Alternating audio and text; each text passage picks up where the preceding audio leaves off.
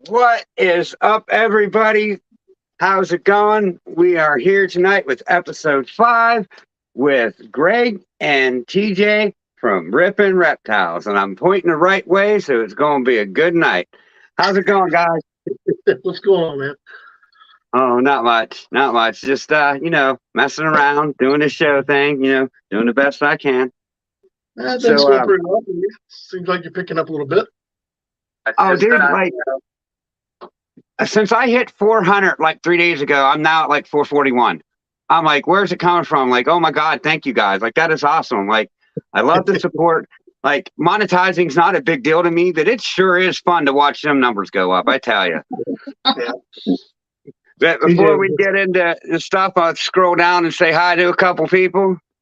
Morbid, how's it going? Thanks for stopping in. Tim, thank you. Joel, cool, what's up? Thanks for stopping in. Bosa, the super supporter. Supports everybody, that guy does. Yeah, ambassador. Straight Blast. We got next week's guest in here, Straight Blast. They're the ones coming on next week. So look out for them, guys. What's up, guys? Lynch's Reptiles. What is up, Mr. Lynch? That guy there, he is very intelligent. His wife is a biologist. His daughter is going to school to be a vet. Like, I'm going to have his wife on soon, and we're going to get into the nitty gritty of some of this gene stuff because I just like to dive deep into it. I like to learn. So why not? Stan, see you serpents. What's up, man? He's been here from the beginning too. Like, he's always been here. We got anyone else new? Scrolling. Blakers. What up, Blakers? Thanks for coming in. Adriana McKenzie. Hi. Thanks for coming in. That's my daughter. That's one of ours. Oh. Cool. Thanks for coming in. Adam Belcher. What's up? That's one of my best friend's sons. All righty. So we're down at the end. We're all caught up. So starting out with what I've seen on the Morph Market News lately, they're interviewing Tom Harbin, and like there's 2 videos out, and I didn't get to watch it, the one today, but the first video basically talked about who Tom Harbin is, and I guess he's been doing it for years. I've never heard of his name, but I'm pretty new, so maybe I should have, but I watched it because I never heard of him. And he's just getting into, like, you guys could use Morph Market, like this Hudson 3 Pro and these clutch. They're turning Morph Market into that. And these videos are showing you guys how to do it. So if you're interested, if you're selling on Morph Market and interested in doing all that right there in one platform, check it out. Let's get into it, I mean. All right, so there hasn't been much going on in the news. It was just like those 2 videos in the last week. So basically what I did is I thought about what conversations have been coming up here of late in this community. And I've talked about this a couple times, and I really don't want to beat a dead horse, but what are your guys' opinion on the whole codom recessive, same thing, act same way thing? What is your input on it?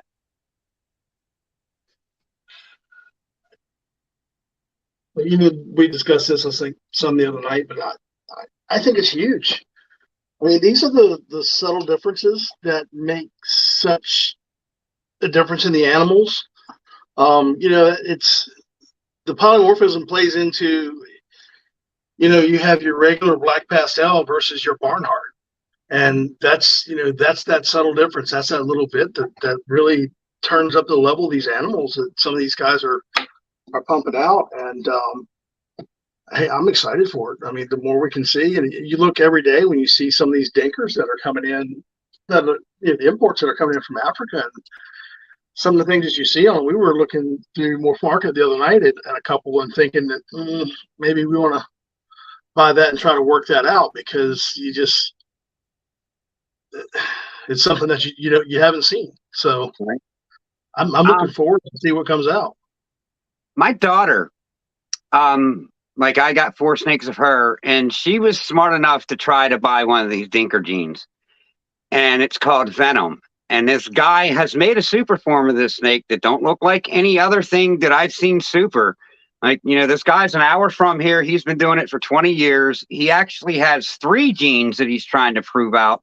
Venom, Bullseye, and Butterfly. Well, Jordan too. So 4 Dinker genes this guy works with. And I thought the Venom gene was the most interesting. So I was telling Lexi about it. She was smart enough to buy it. And I have that snake here now, but it's just really, really feisty. I got to work with it. I don't want to bring it out and show it yet. But sooner or later, I'm going to show you this thing. And I tell you, I think this guy's onto something. And it's a really dark gene. And I like dark genes. So I'm putting clown to it instantly. See what happens. Why not? Can't go wrong with clown. No, you can't. Okay, so I wish I had enough clown to go around, to be honest. yeah, right. I mean, basically how I set my collection up is I'm using clown as my base recessive. So I'm making clown labs, clown pieds, clown, sunsets now because I've won that snake, clown hypos. And when I go to make these, triple recessives, I'm going to have a clown that's double het. So, I mean, I think I got a pretty good idea. We got a bunch more people pouring in here. I could not get enough female clowns to get started, so I'm having to use this year, hoping to get some. I've got a clown female. I'm sorry, I've got a het clown female with a spot nose, trying to get a couple of those. Crossing my fingers that they're female, and I've got an Enchi clown to a clown male. Enchi het clown to a clown male. Enchi het clown. Yeah. Female clowns, even female het clowns, were a hot commodity last year. They were hard to get hold of. Yeah, when I started getting into this, like you wasn't buying a het clown for under 300. But now they're dropping down a little bit. But I mean, I was lucky that I got a couple deals. The females are still. Yeah, we got lucky. We bought a few snakes off of Rand Morse down in Florida, and he sold us a clown girl, which I think at the time we got her, she was what, 600, 650? She was up there, yeah. But I mean, she was almost ready to go. So, and it was in the early size a little bit. They were still taking off. So at the time, it was a really good deal. But we got her, and she went off food for 6 months. It took a while to figure her out. She likes a smaller drawer, in case anyone was wondering. So much smaller than I'm comfortable with. But that's the only way that she will eat. So. Right. You see that? Hey, yes. You got to do what they got to do to get them to eat. Like no matter what you got to do, you got to get them to eat. I don't like it, but she likes to be crammed up in there, and she'll eat like a beast when she's in there. But we tried to do the old trick where you throw a male in there and see if the male will provoke them to go ahead and go back on food. Well, they locked, and now she's doing the whole hot side, cold side, hot side, cold side. But she's just over she's what, 1,200? She's right. I mean, she's almost 4, but she's right over 1,200. So I'm a little nervous about her, but she's the only one out of all 10 that's glowing. So. Right. I don't think you have anything to worry about at 1,200 grams. I mean, Austin from Mutation Creation, he starts parenting around 900. I mean, and he's been doing it for years, She's just so much smaller than everybody else, so she makes me nervous. Yeah, I get that. I had a blackhead pied het lab that wouldn't eat for like a couple weeks, and I put a 450 pound or 450 gram clown in there with him, and they freaking locked. And she was like at 995 grams, just under 1,000. So I mean, I don't know. It happened. What are you going to do now? When you now is try to shove food down the throat.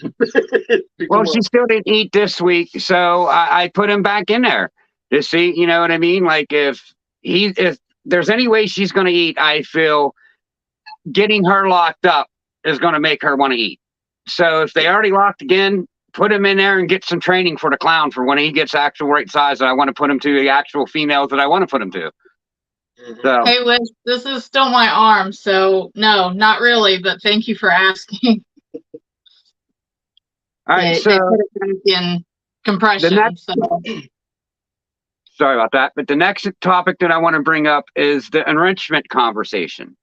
Just to give you my point of view on it is I feel what this guy is seeing. Now, this is like just my dumb white guy explanation of what's going on. I feel that guy's seeing like kind of like evolution, like these things evolving from wild animals to, like pets. They were wild and now we got them, domesticated and they no longer need these defenses. So we're seeing a little bit of a shrinking of their brain. That's what I feel. Is that right? Probably not. But that's what I'm confident enough to say. How do you guys feel on it? You may not be far off the mark on that. I don't know. I think that a lot of that, and from my understanding, I haven't been around long enough to know that much about what went on 10, 20 years ago in the hobby. Right. But from my understanding, it's always been a debate over the tubs versus the enclosures. You and I have had that conversation. I try to keep the ones that I can in the enclosures. But the fact of the matter is, I've got several animals that I had to take out of the enclosures behind me and put them in tubs to get them to eat. Right. And we've had a few that we've had enclosures. We have some 36 by 18 enclosures downstairs. So we got 2 7-stacks, and we've had to take animals out of there. We've got some males that we have to take out every 2 weeks when they eat. These are full-size males. They're not growing, so they're back on a 2-week schedule. But right. We'll have to take them out for a day or two before and feed them because they won't eat in the enclosure, and then put them back in the enclosure and they're fine. But they do so much better in the enclosure because they're out, they're surfing the cage every night. And we put I don't know how well you can see, but we put some of the trees and stuff in there for them to climb on in there constantly. I mean, you have to have some type of enrichment for the animals. So, you heard me say the other night when we were talking to Jeff and Angie that, when I get to the point that I, not working as I am, and if I don't have time to take each and every animal that I have out of the drawer at least once or twice a week, then that's my indicator that I need to back off. And that's where I need to kind of have my cutoff point so that I'm making sure that I'm taking care of the animals the way they need. Right. Yeah. I get that. Like I said, of course, say I get into this and I make enough money and I can afford those cubes because those things are really nice. I would love to have all these animals in a cube, Sure. and give them all the enrichment that everyone thinks they need or whatever, just for their peace of mind, my peace of mind, whatever. It's just, it's not even for that. I like the way they look. I think it's cool.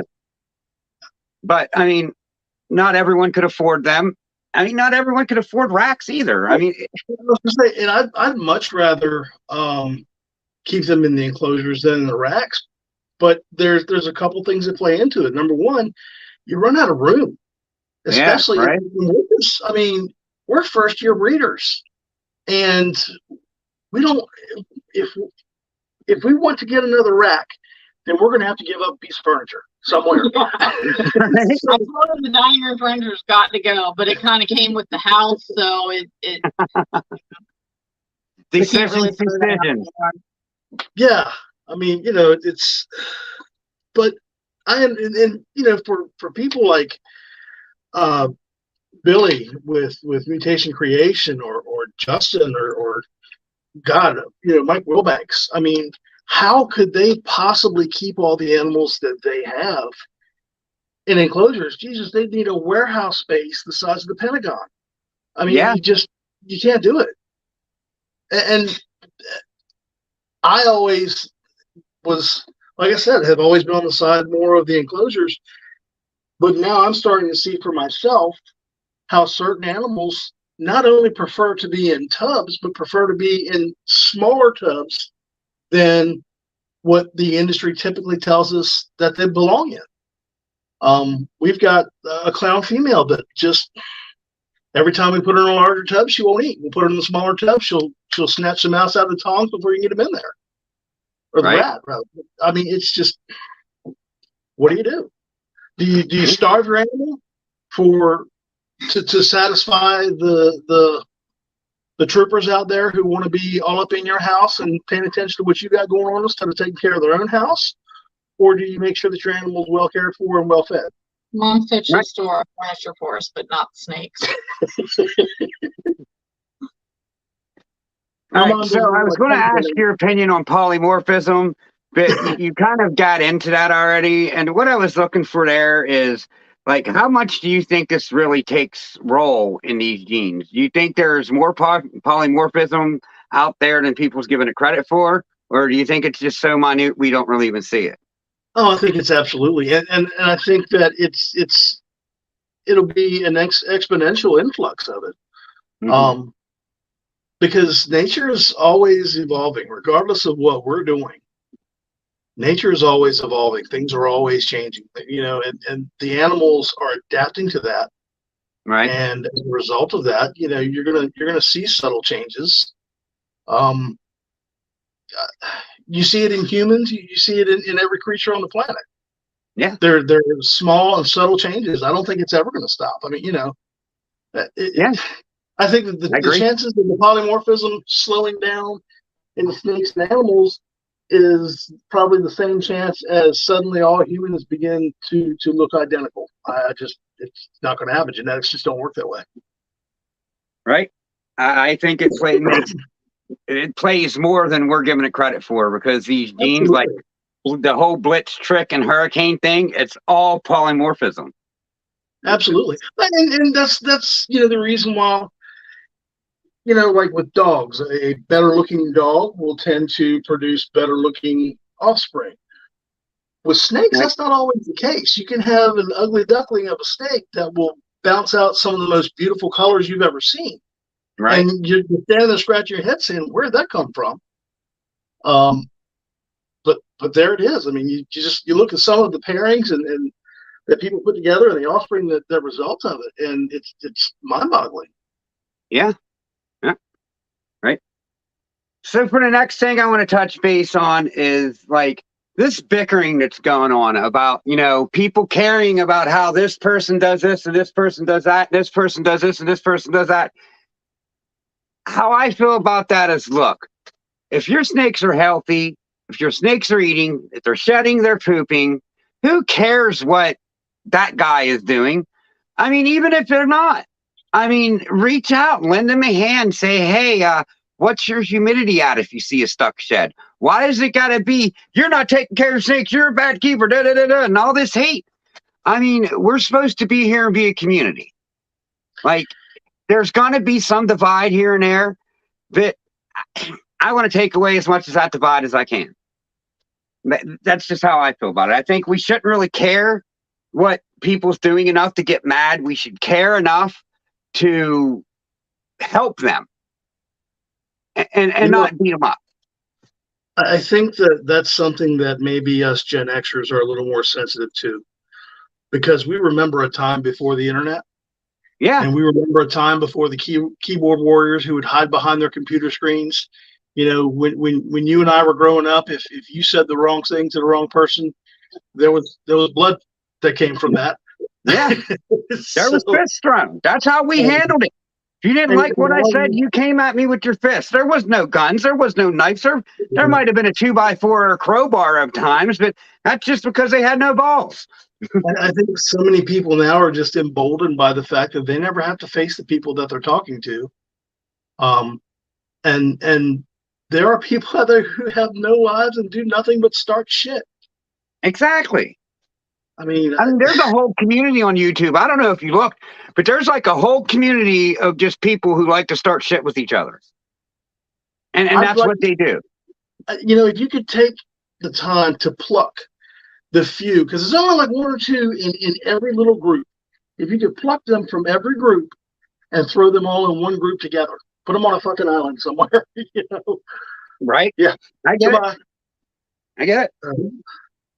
Yeah, like I mean, I just that is something that that I feel that I have received from only doing this a year. I've received nothing but open arms from 95% of people, and 95% of these people have helped me every step of the way. But then there's that 5% out there that wants to say shit just because they don't think I'm experienced enough to do this. Well, you know what? Too bad. You either love me or you hate me, but I ain't going nowhere. And, you can take that to the bank.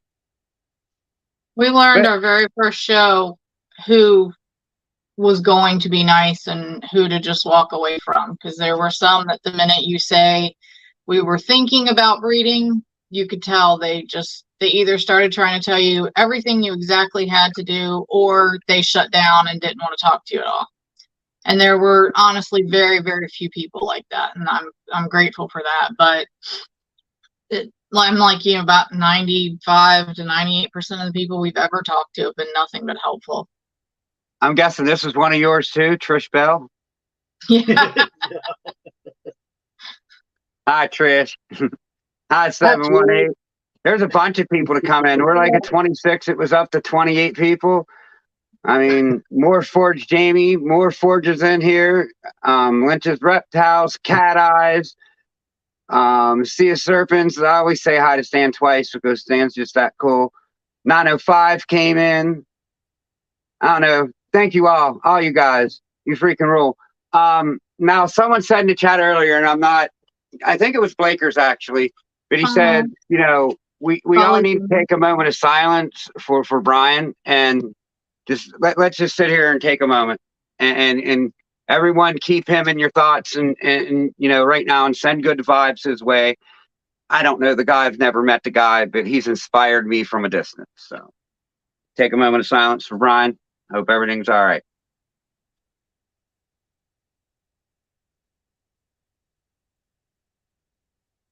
All right.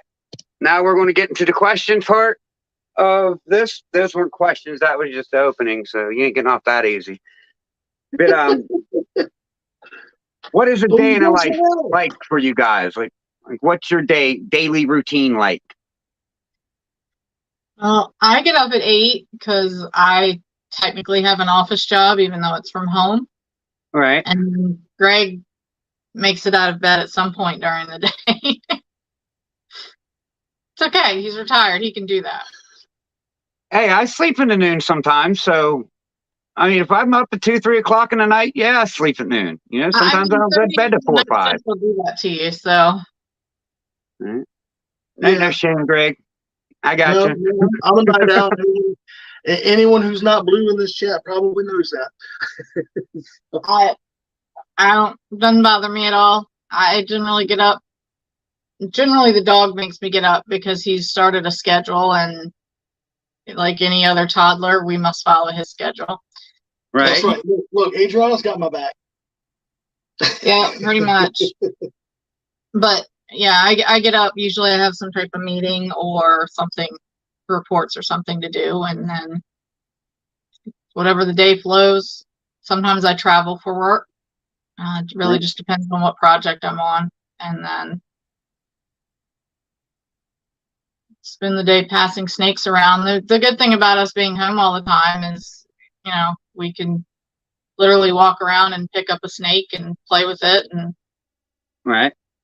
Yeah, there's usually 3 things I'm looking for when I get up. I'm looking for my coffee, my pain meds, and my snake. Usually in that order. Right. Nothing wrong with that. You're a trophy husband. That's right. I'm a kept bitch. How has these ball pythons helped you, like with anything? Like you said, you guys had some kind of depression. How has this helped you? Both of us kind of came to a change in our career at the same time. Greg was coming off of a serious injury on duty, and I changed over from field duty to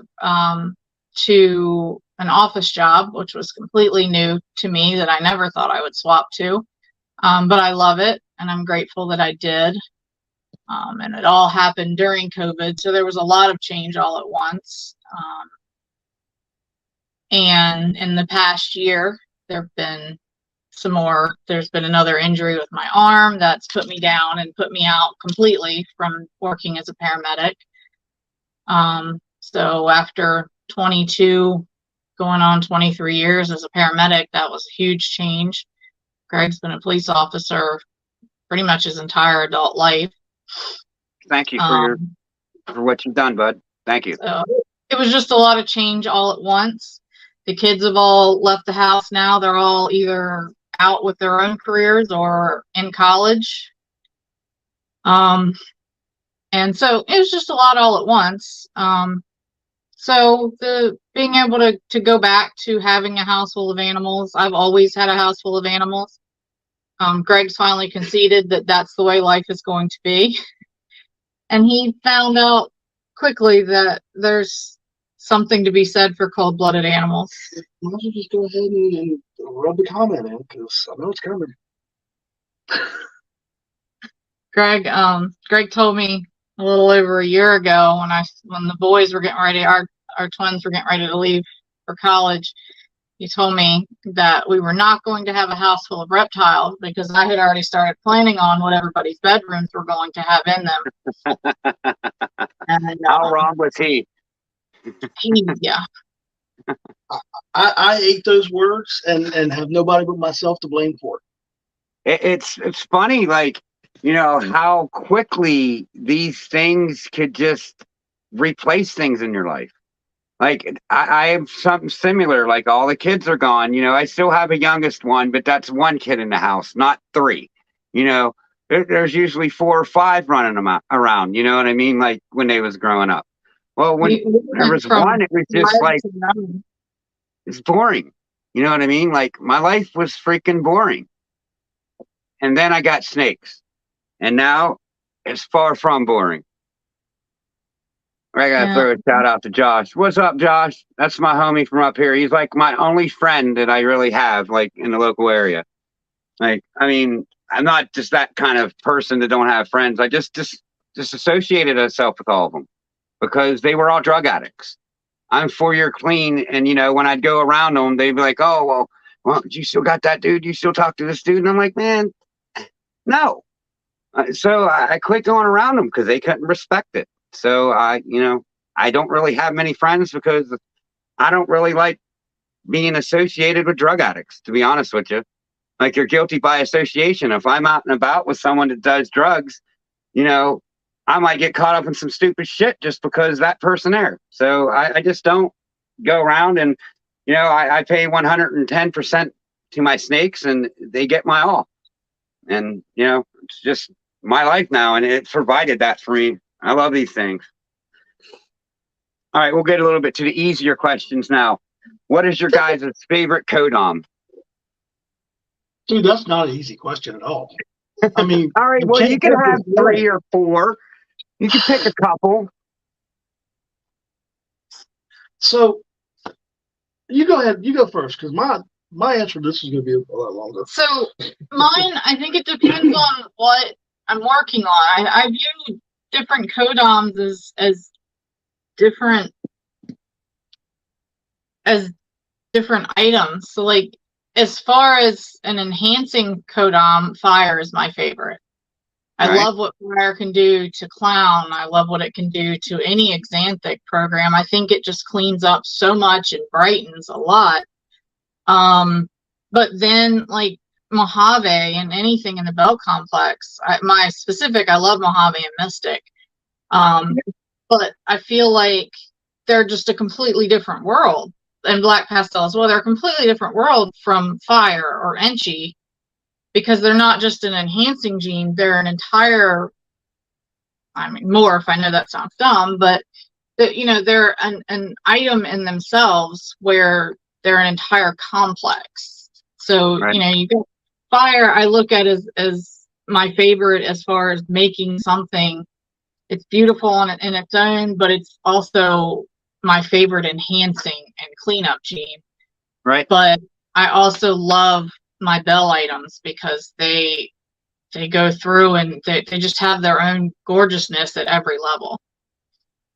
Right. See, I like the Lelit complexes too. I'm really diving in on some of the Lelit complexes. I'm all about the Bell complex. All right. There's I love every gene in it, and what the genes can do together. You know, looking at the morphs though, and like the codons, it depends on like TJ said, it depends on what I'm going for. You know, if I'm going for pattern, then if I could afford it, acid would probably be the way I'd go. But I really like KRG. I like how clean it is. I'm more for color, clean, and contrast is what I like. Right. So KRG, spot nose. If I'm going for color, I like there to be layers of color like you would get with Phantom or with Butter. Right. For enhancer, Codom, lace is the only way to go. Yeah. Lace I agree. Lace is where it's at. And then you got your super forms. You know, what's the best super form? Super Etchy is probably as gnarly as it can get, and then you've got the bells, and where else do you get a completely white snake with blue eyes? It's just there's a lot of them, and honestly, one gene that I really love is a standalone gene, but I think that when you put most anything else to it, it gets kind of muddled and it changes it too much. But bamboo by itself is absolutely gorgeous. There are a few morphs that you get that much color variation within the dorsal the way that they give it. I've got a bamboo pinstripe, but I didn't buy him for his looks. Right. I'll bring him out in a little bit, but he's my soul snake, to be honest. But I've seen him. I'm sure quite a few people in the chat have seen him too. But he's your Bobby. He's your Bobby, dude. Yeah, he is. not to make any reference to Bobby, but yeah, he's my Bobby. Yeah, he's your Bobby. All right, now, what's your favorite recessive? Could you narrow that down to one? Or you can give two or three. Mine always falls back to some form of xanthic. I haven't quite settled on it yet, but most of my projects, I've always gone with pied. It's where I started. It's what I fell in love with. But most of my stuff is going to end up at least testing at some point what xanthic will do to it. Right. I think there's a lot to do with xanthic yet. Yeah. Because if you look, there's not really many combos. Like there might be like, say, a pastel fire or something like that, like a firefly xanthic.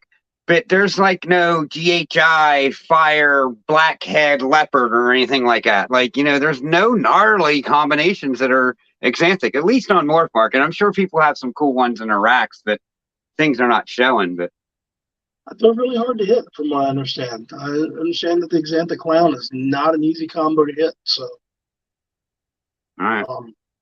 I don't know. Color wise, I say Ultramel.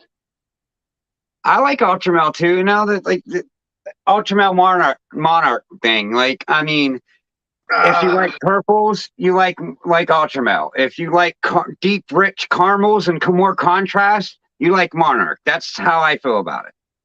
Yeah, that's kind of how I feel about the Desert Ghost and Enhancer thing. I'm one who likes a lot of contrast. So you might like Desert Ghost more than Enhancer. Maybe, but it depends on the snake. If the snake has a lot of blacks in it, if I'm talking about, one of the fireflies I've got in the rack, then yeah, Desert Ghost is going to be the way to go. Right. But if I'm talking about something that like a butter that I want to pull the color out in, then I'm going to go for an Enhancer on that. Yeah, I think you're exactly right. You hit the nail right on the coffin right there. Good example. All right. What is one of your guys' short-term goals?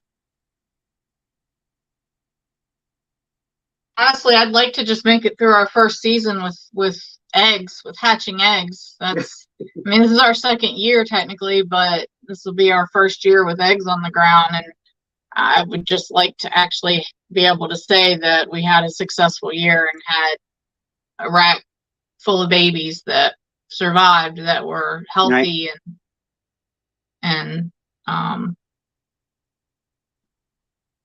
that, you know, were what we were looking for, that helped build the next step of our goals. Right. I mean, my goal by the end of the year is to just have a clutch, you know, successfully. I mean, whether I hit something or not, I mean, I just want to successfully have a clutch. Now, I've had 8 females with a lock this year. You know what I mean? No, I don't think they're all going to go. But, I mean, I have 3 right now that are looking really promising. 4, actually. They're looking really promising, and they're pretty decent clutches. So, if these 4 go, I'll be tickled pink. You know, it'll be a total success, and I'll do backflips and probably break my ankles, but I'll try. How many days you got left on your huevos? Who? Boza. He got his first clutch a couple weeks ago. He's probably got a stopwatch there. Countdown. Dude, I'm going to put a padlock on my incubator and lose the key for 45 days or something. Yep. Like, you know, give it to my mom and say, whatever you do, don't give me this thing for 45 days. Like, just so I'm not tempted to look in. I mean, maybe I'll wait after the first week so I make sure there's nothing molding or anything, you know, and then give it to her and be like, you know, hold this for 35 days or something. I don't know, but it's going to be hard not to open in things and look in. It really is. I was going to say, Kiko, how many times does your wife have to beat you away from the latch?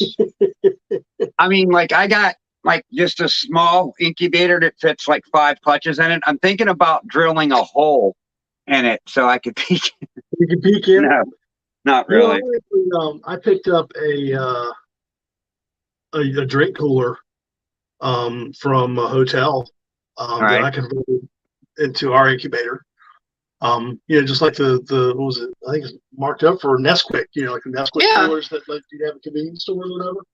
It's awesome. So eventually, I got a huge one, but it's going to take me a little bit, maybe a year to get it right. But this Chinese lady that used to run a Chinese restaurant, and she was so popular, she made egg rolls now. And you know them big glass front coolers you walk in that's like in an old deli or something where they had their meats in there? Yeah. Like them big glass front chillers. I have like a fucking 8-foot long by 4-foot wide one that the compressor broke in. And my daughter's in-laws have it, and they said I could have it. And I'm like, man, where am I going to fit that in my house at? I can't even fit it to the door. So I'm going to have to literally take out my door and probably cut a hole to get this damn thing in the house. But if I can make this thing work and get it in here, and it's going to hold like 200 clutches. Like, it's going to be a beast. I could set a box fan in it and have that much wind circulating. That's how big it is. Now it's going to have a pretty sizable heat source, but hell, I could probably just get away with putting, like, you know, the fan here and one of them like little space heaters in there and just blow the air around like right in front of it. You know what I mean? Just cycle it. The one it's going to be easy. Was great. I mean, it has worked out in every way for us because, number one, all I had to do, it had a plug in the back for the compressor, so the compressor just plugged into the back of it there. So I was able to just plug my thermostat right into that and then go with the heat tape on that. And in the back, the air vented down a metal channel in the back that I was able to take the screws out of that. I put a piece of 12-inch heat tape down that and then put the screws back in it. So all the air in that flows over that heat tape and then comes out the vents and circulates that way. So yeah, it should hopefully prevent any hot spots. When we tested it, it kept nice temps all the way through it. So yeah, that's a pretty good setup. That's where a lot of people go wrong. They'd have a hot spot or a cold spot in it. But, you know, I was talking to Mr. Lynch on Morbid's channel, and I don't know if you heard that conversation, but his daughter for veterinarian school did a project, and they kept control eggs, you know, that was in I think they said the 89.5 or whatever. Well, they took like 2 eggs or 4 eggs out and put it in a cooler temperature for 4 hours. Took, a couple eggs out and put it in a hotter temperature for 4 hours. And then they actually took a couple eggs out and turned them upside down for 4 hours. So, and our field, like, what we're told, it was for a bio degree.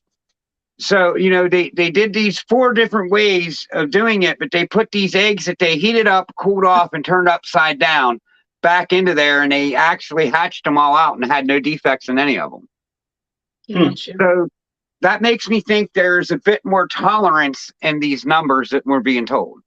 Oh, wait, 48 hours, not 4 hours, 48 hours. Excuse me. I think there's a lot of, well, when you talk in terms of the length of the gestation of the egg, 48 hours is a blink in the bucket. Right. So I'd be interested in seeing how that would go if they had turned some over for the entire time. Right. To see if they would actually adapt, if the veins would, move or what. But you hear a lot of people now saying that they're getting different results at different temperatures depending on certain morphs, to the point that they're even seeing less wobble with spider complex by slowing them down, and they're like cook them slow, as they're saying, and lowering the temps, or dialing the temps up in some circumstances. I'm interested to see if anyone will actually do a study on that. I know that I heard that VPI is actually lowered their temps to the 88 range because they were seeing better results. They were seeing better hatch results out of them. So TJ and I were just talking about that today. I think when I fire mine up, I'm probably going to stay in that lower range just to see some better odds. We'll see how it works. The guy that basically hooked me up with his incubator said it was his first incubator. He used it for like 5 years, and he grew too big to use it, because it only holds 5 clutches. Perfect for me the first year, But he said he ran it at 88.5 for 60 days, and he consistently produced like 80 grams to 85 gram babies that were healthy and hasn't lost an egg. So I'm going to go with a true method that was used in that incubator. I'm going to set it up exactly how he did, the exact same temperature, and just roll with it. All right, getting back to the questions. What is a long-term goal of your guys?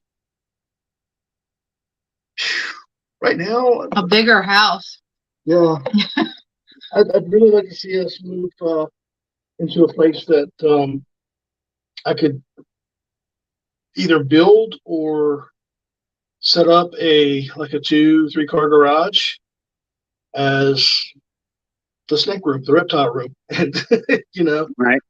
I'd probably still keep 1 or 2 of the pet animals in the house, but for the breeders and everything, it'd be so much easier to have everything all in one place. Right now, I mean, we're in 3 different rooms with animals. Yeah. I think the kitchen and the bathroom are the only rooms that are safe at the moment. My office is used as the quarantine room, and everywhere else is. See, the chat's blowing up with like all kinds of different answers, but that's just great. You know what I mean? Like, do what works for you. And Gerald from Forward Motion said, I'm not going to scroll back up, but he was like, don't put too much into what we're doing. You know what I mean? Just do you, and that's it. And basically that's it. Just, I like to talk about it. You know what I mean? Because I like to learn. I like to see what other people do. And that's the only reason I ask these questions. So I could see what the chat says. So I could see what you guys say. I mean, I just want to learn from everybody and see, learning is experience. And that's what I'm gaining from this, and that's why I ask questions like that. Just so I can see what everyone says. I haven't been doing this long enough to know anything. Exactly. No, do I have anything facts? No, I don't. And nothing's factual. I'm just, guessing on everything from what people told me to do. And you have to pick and choose what sources you're going to take your advice from, because exactly. there are some people in the industry that I wouldn't trust with any information they give me, and there are others that I would trust them wholeheartedly. So, Right. All right. So going to the next question. You got 10 grand. What are you buying? Rex. Rex, Racks. definitely Rex. All right. See, so most people say they're going to, buy a banger male or something at Racks. Smart. Yeah, nice. I could Like, use make the sure banger you got the male. racks, herp stats, all that good stuff, top of line equipment. Yeah. I could use the banger male, but I could use Rex a lot more right now. I'd rather have the best equipment to put that banger male in when we get him than have to, worry about not having somewhere adequate to put them. I don't like half-assing husbandry.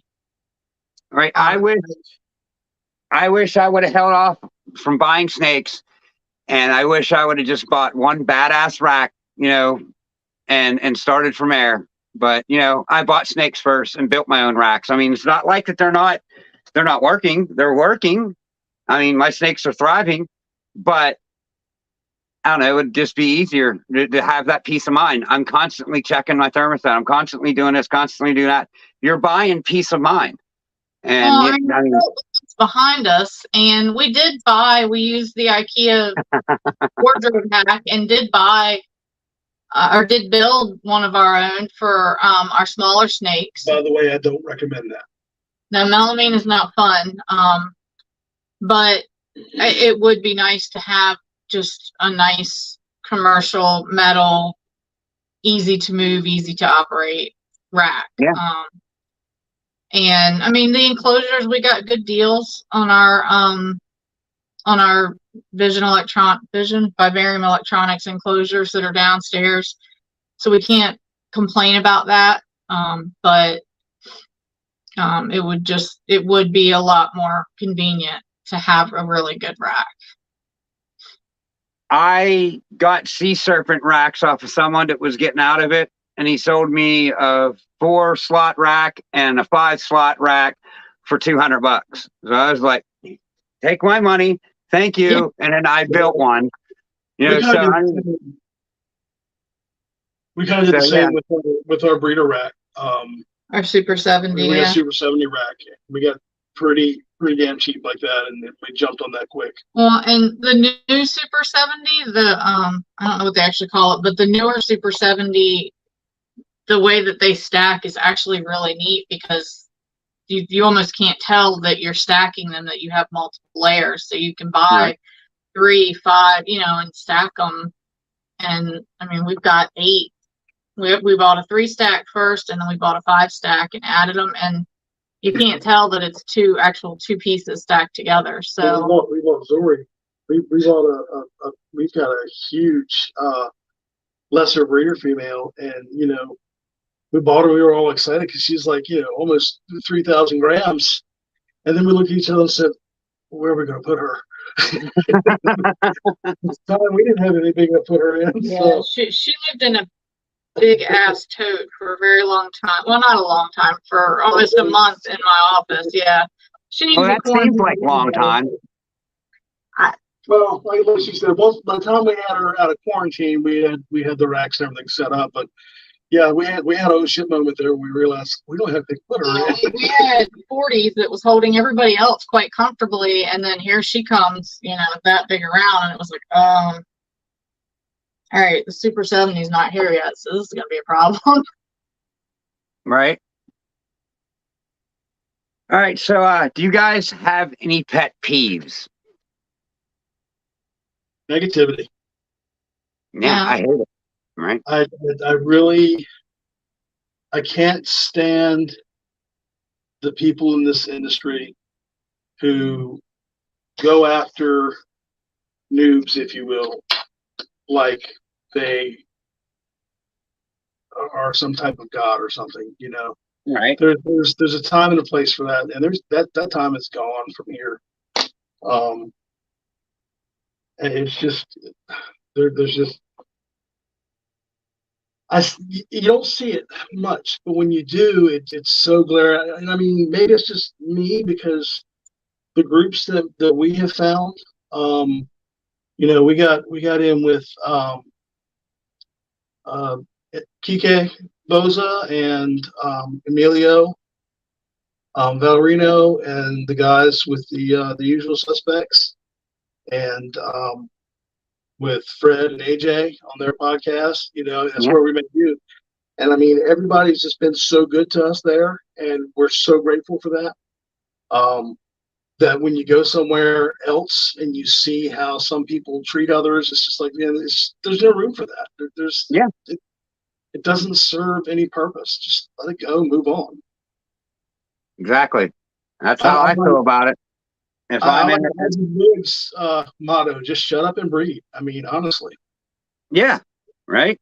Who cares what the next person is doing? Like, do you and make sure you're doing you right. Yeah. All right. Who do you look up to in the reptile community? There's been a few. I know he doesn't really get the best of reputations, but Matt with Olympus Reptiles, his videos were a key to me learning a lot of the things that I did, kind of cutting my teeth in this. I don't mind Olympus. Someone else like Chris Hardwick. I don't care for Chris's style per se, but some of his videos that we would sit and watch on the genes and the genetics were very informative and very helpful to us coming in and moving in. I don't necessarily subscribe to his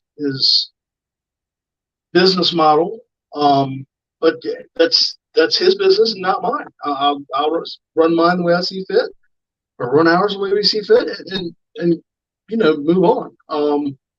The others, of course, Billy with Mutation Creation, Justin Kabilka, of course, right, and always evolving pythons. Miguel is sorry, I had a name block there. Miguel is awesome. It's been kind of inspiring to see him no longer than he's been in it to grow to the level that he has now, realizing that we don't have the amount of cash flow to throw into this that he did. Right. But if I can have the success and the percentage rate that he has, I'll still be a happy man. I mean, if I'm looking to break even in a year or two, then that makes me very happy. Then I can move on and move forward into bigger and better plans and bigger projects. Right. But yeah, those guys have really they've really been inspiring. Honestly, a lot of people that we bought animals from have been really helpful to us and really, I mean, take the time to sit and talk to us when we're there. One person who stands out is Miranda Barnes. She works at she's a breeder. She works at Pet Paradise, which is a pet shop that we deal with in Virginia Beach, where we get our feeder rats and everything. All right. But Miranda's been really good with bouncing genetics around and talking to her with them. Jim and Emily, and we talked to them quite a bit back and forth and straight blast. Bounce some things back with them. So I mean, it's just the whole community has really helped us a lot. I mean, personally, I look up to all the big names. I mean, obviously, you learn so much from them. But I always have to look up more to the people that reached out to me. I mean, to us, Emilio with Villarinos, I didn't have a clue who he was the day he reached out to me about a snake that I said I liked on Facebook. Right. And he has talked me through more things that I've been trying to learn or got confused on or was upset about because somebody was an asshole, or The day we had walked in the doors to Daytona for 30 seconds and ran into Kike. I didn't have a clue who he was, but him and his kids turned around and immediately started talking to us and have become, those people have become family to us. They've become, friends. They're people that we've met them in person once, but they are people that we talk to several times a week. We meet up here all the time. And even since we were invited into watching Hair Down Fridays and the chat here, we've met so many of you that have become friends and family. And those are the people I look up to as well, because we can sit down and chat.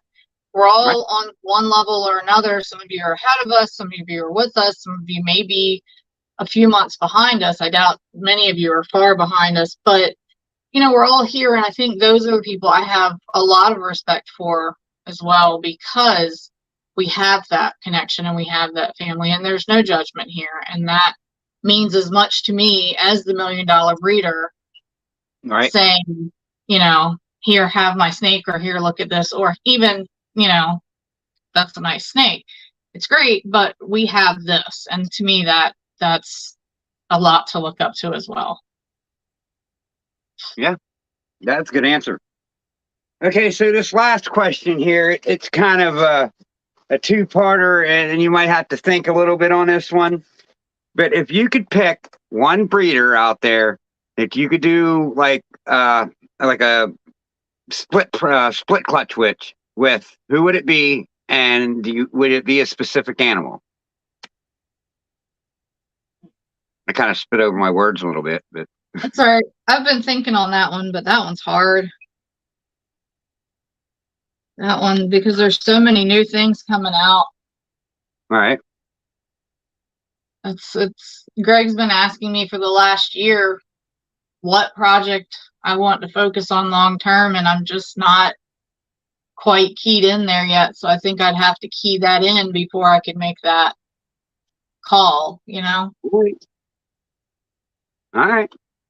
It would be, there's plenty of people out there that I can look at their snakes and say, hey, can we borrow him, or hey, can I send you her? And but to actually say I need to go to him or her and do that, it's hard, because I got lots of things I want to do, but haven't quite keyed into that one project I really have to do. Can't pick just one yet, huh? No, I think I'm getting there, but I haven't quite locked it down. I think I'd like to work with Billy. And I know Billy's got a lot of Krypton. He's got a lot of ultra mil. Mm-hmm. And I would really like to get those two together. Right. And see where I could take that. Working with someone like Billy or Austin would just be like a dream, or even Brian, you know what I mean? But Barchak, just working with one of these legends in this, community would just be a dream. Like, absolutely. Going into Justin Kabelka's place and saying, I want to breed my snake with this, you know what I mean? That would just be, that's something dreams are made of to probably half of the breeders out there. Sure. I could think of probably 20 that I would like to. Could I narrow it down to just one? If I had to, yeah, but of course I would go with someone that has like a visual sunset clown, because I have a male double het. So that female would definitely start me off right. I'm not one to really want to chase down the big guys, because I'm not on their level yet, Right. But like one thing with Justin, I love that Magma project of his, and I'm trying to chase that down a little bit myself, but I'm just having a hard time finding the genes that I need in the snake that I need. So I'm gonna throw a red stripe and ultramel at everything and see what comes out. Got that red stripe thing going. He wants it in everything. That sounds interesting to me. That's in everything too. Yeah, I'll take a lace in a heartbeat.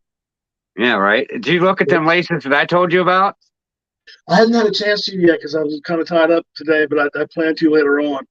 But yeah, it's not a bad deal, and that guy's probably going to go to the Gettysburg show in 2 weeks. So if you're going to talk to him, you might want to talk to him because I don't think them laces are going to leave that show Okay. at them I'll do it. prices, anyways. You know, When they're is pretty that? cheap. 2 weeks. Oh, shit. I think I'm going to talk to him about the one male he got and be like, hey, you need to just not take that. I want it. Okay, so now I got a couple multiple choice questions for you. It's like I like to end the questions with these, but you kind of answered the first one because better snakes or better equipment. So you Yeah. answered that with better equipment. The answer is yes. Better equipment first. Yeah. Okay, so are you dancing or not dancing? I'm not dancing. She dances. Yeah, pretty much. Ford, Chevy, or Dodge?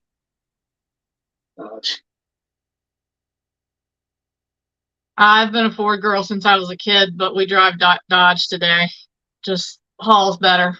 And me. Not the happy. Favorite genre of music? Oh, no. My playlist is as bipolar as it comes. There's not much favorite there. All right. It would be Disney today and heavy metal tomorrow. So I'm usually between country and metal somewhere. Wow, But Disney to metal, that's a pretty big difference there. yep. drives me nuts when we're driving down the interstate and the theme song from Moana comes on the damn stereo. I'm like, what the hell is this? Come on. Even you have to admit Moana's a great movie. You know when Let It Go comes on, you're belting out them chords, Greg. Come Yeah, on. That's it, man. That's it. I'm rolling down the window and hold my shirt out. Let me go. Yeah, but you know, you get forgiven when Metallica comes across. So All right. Favorite go-to munchie food?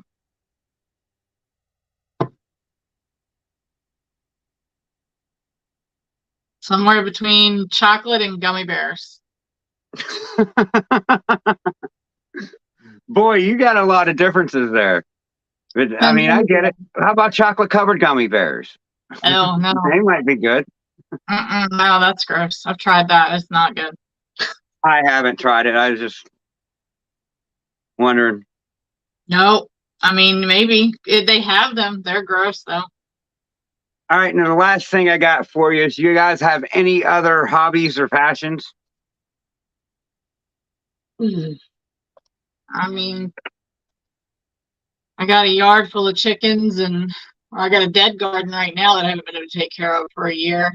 We used to do a lot of fishing, but injuries kind of killed that off for now. But All right. I like fishing too, but this ankle has made it hard last year. My oldest daughter was just bitching at me today. Like, we didn't go fishing at all last year. That's not like us. We need to do fishing this year. And I'm like, yeah. It's hard when your ankle just wants to just go floop. Yeah, well, the arthritis has kept me from getting out in the boat and doing a lot of things I need to for 3 years. I think this year we'll make it back out. The meds that I'm on now seem to be helping quite a bit. I spent a lot of time on my PlayStation, unfortunately. Well, hey, at least see each your own. You do what you do, I do what I do. You know, no big deal. So we've reached an hour, over an hour. That's it. This is a wrap. We made it. How'd you guys feel? You all right? It's good. yeah, thank you guys so much for having us on. Heck yeah. I mean, we had like basically 30 people almost through this whole thing. Like 5 minutes after we went on, it went into 30s and it just now dropped below. Shout out to the chat. You guys freaking rule. I mean, if I missed anyone, like, sorry about that. Like, I'm only one person. I focus on the people I have on, and like try to catch you some on the chat. But yeah, I'll have to go back and read the chat later because I can't look at that going the whole time that we're yeah, I mean, I've read a couple quotes, you know, and like I'm not. I mean, I interrupt enough. I try not to interrupt at all, but I interrupt enough. So like, you know, I try to be, you know, cool about it. And like PCF, I don't think I said hi to him, but this guy here, he's a pretty cool dude. PCF. I have the attention span of a gerbil most times, so. Well, everybody who's in the chat, if you haven't, make sure you go hit the like button. And subscribe. And subscribe to the channel, and make sure you guys come back next week for Jim. Him and his wife Emily are awesome too. They're great. I went up like 3 days ago. I hit 400. I'm now at like 441. I'm like, where's this coming from? Like last week, I've got at least 10 subs a day, and I'm just like, thank you, keep going. Holy heck, like this is awesome. Like I love it. Great. Yeah. We anybody who's on our Instagram and saw our 500 follower post. I know that seems minute to a lot of people, but for us, all of this has been, the attention's been really shocking, and we're honored. But we actually went over the 500 mark early this morning, so thank you guys all. And the comment section is still open on that post if anybody wants to go play with it. And at some point this week, we promise we will go live with the drawings and stuff that we talked about. So, but anybody who's been there and looked at our page, we really, really appreciate it. All the support, and everybody who came tonight, thank you so much. All right, thank cool. you for having us on. We really appreciate it. I like to get newer people out there. You know, I like to have the bigger guys on too, but I like to have the newer guys too. Help get you guys out there, help get you some exposure. Yeah, it's all good. Look, we're back up to over 30. But, you know, sorry, guys. We at the hour. We got to end it. Thank you, guys. I appreciate you so much. Go out to YouTube if you're not subscribed to Ripp N Reptiles. You subscribe to them. You hit that like button on all their shorts, on all of them, because that helps. And then you go on over to Instagram. Give them a follow over there, too. And like all that stuff, too, because it helps. Other than that, we'll catch you guys later. Have a good night. All right, Ken. Thanks, man.